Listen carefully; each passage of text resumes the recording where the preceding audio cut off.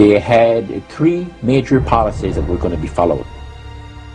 First, Lucifer says, we have to make sure that people, humans, get to believe that Satan and his angels do not really exist. You know, Roger, that's interesting because a recent research study report that I read indicated that in a national survey, I believe it's over 75% of people do not really believe in a real tangible devil.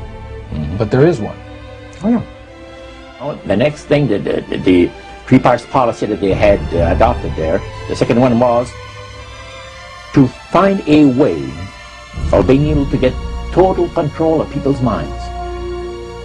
And that would be done by taking hypnotism out of the realm of the occult and introduce it as a new science for the benefit of mankind. They felt that by taking hypnotism out of the realm of the occult and introducing it as a new science for the benefit of mankind, they could then use people of great renown, educators, people of capacity, that would do great things, such as supposedly regress people in time to former lives.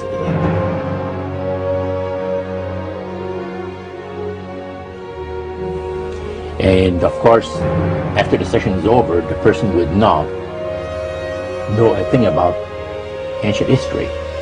And the person she or he has talked about performing, certain deeds, we'll say, 3,000 or 4,000 years ago.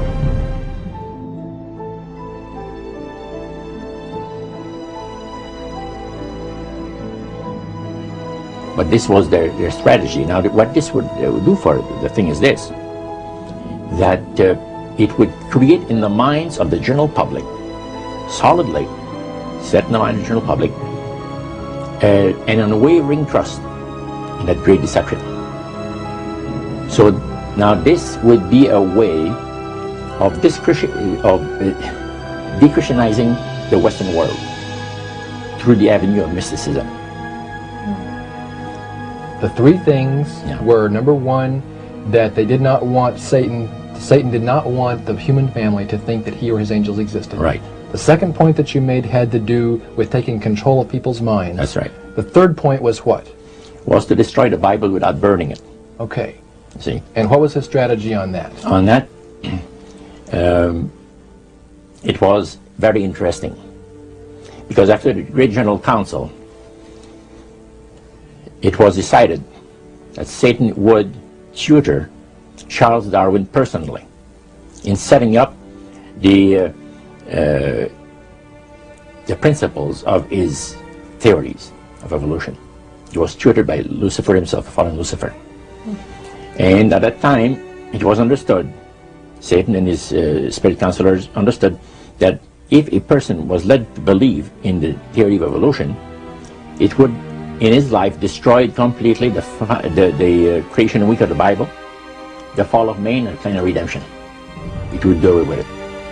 Anyone that teaches a theory of evolution is considered to be a minister of a great religious system. And he said that every teacher of that theory is recognized by the spirits as a person of great value and receives a very special unction from Satan himself, giving great power to induce spiritual blindness, to convince and convert. Three capacities.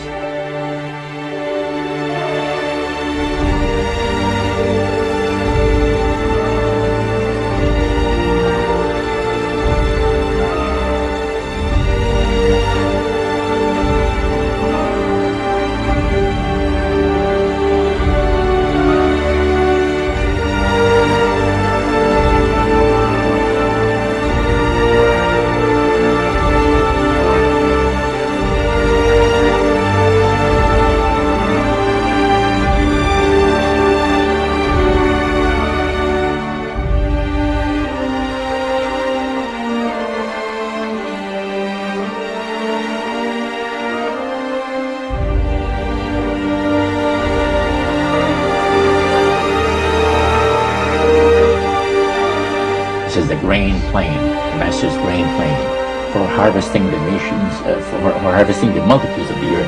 into his cause just before the close of the great controversy between the forces of good and evil. It's going to be done in a unique manner.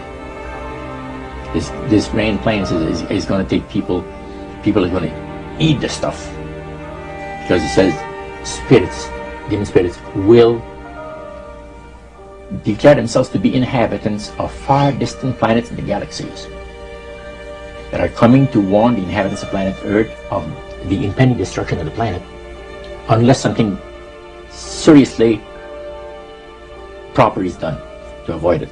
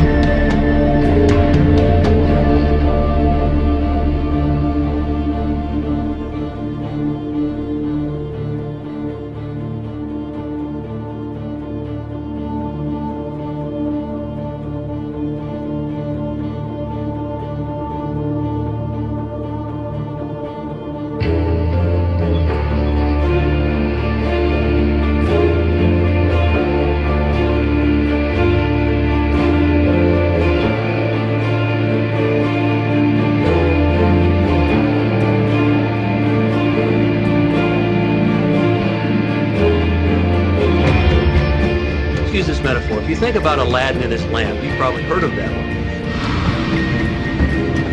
The genie always says one thing. Your wish is my command. You know, the universe is this great genie, and your conscious mind is Aladdin. It formulates the intention of what you choose for your life.